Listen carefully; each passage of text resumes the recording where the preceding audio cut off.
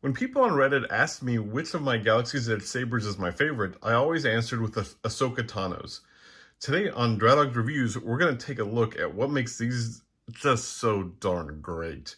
This video is also a bit timely as we will be seeing Ahsoka return in the last season of the Clone Wars on Disney Plus soon. So let's start with a little bit of background. Star Wars introduced Ashoka Tano at the beginning of the Clone Wars cartoon, voiced by Ashley Eckstein. Hopefully I pronounced that right.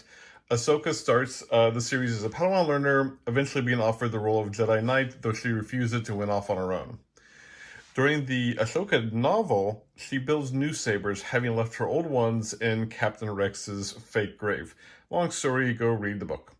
She builds them out of scraps she's collected during her travels and uses kyber crystals that were originally red. She took them from a Sith Inquisitor and poured her force into them, cleansing them. That's pretty cool. I think the scrap piece is also really interesting considering how sabers built at Savvy's workshop on Bantu are called scrap. Anyway, so let's take a look at these sabers. They're sold together as a match set. You get a long hilt, the one here obviously because it's longer, and a short hilt. These are also called in Japanese a daito for the long sword and a shoto for the short.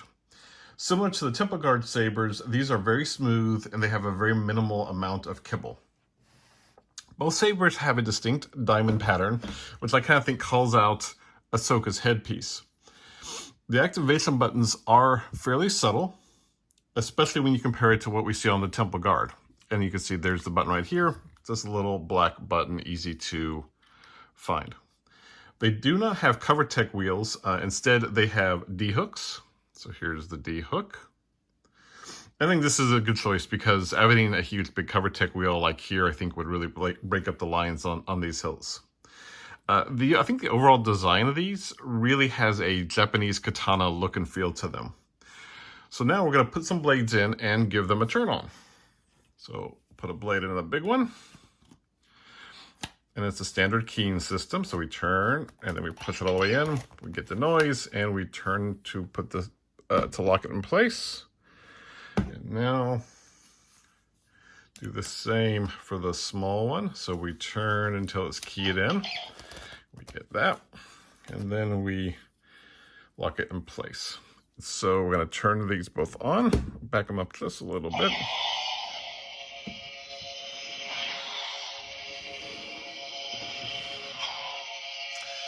So both of these blades are obviously white. That's in line with the novel and the fact that Ahsoka cleansed the crystals from the red and turned them into pure white. It really works on these hilts, in my opinion. It just feeds into the clean aesthetic, and I think it looks really, really sharp. They also have a really crisp, clear sound that I think we're getting in a lot of the sabers. It's a kind of a, you can hear it, it's kind of a high-pitched hum rather than some of the more deeper hums we get from some of the other sabers. Go ahead and turn these off.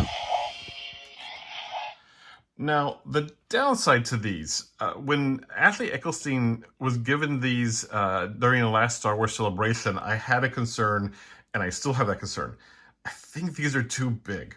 So we're going to measure just the hilt straight out from the curve, and I'm measuring basically about 14 inches on the longer and 11 inches on the shorter. They're big, especially to have to dual wield them, and they're kind of heavy. If you go and look at them in the Rebels cartoon, they are smaller. These are, you know, I'm a big guy, I have big hands, and you know, they're big in my hands. I mean, I'm 6'3", and that's big. I would prefer to dual hand this. It's also very heavy. I'll turn these back off and get them settled. Don't fall off the box. There we go, perfect.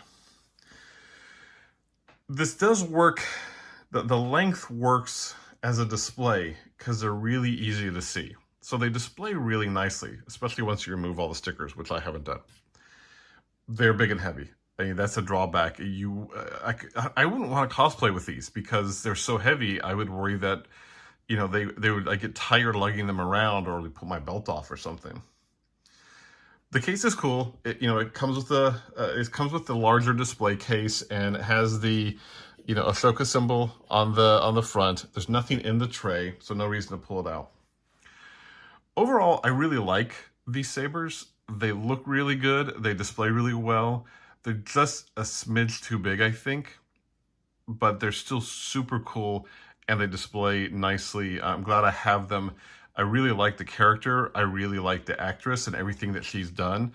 We really love the Her Universe fashions for my daughters and wife.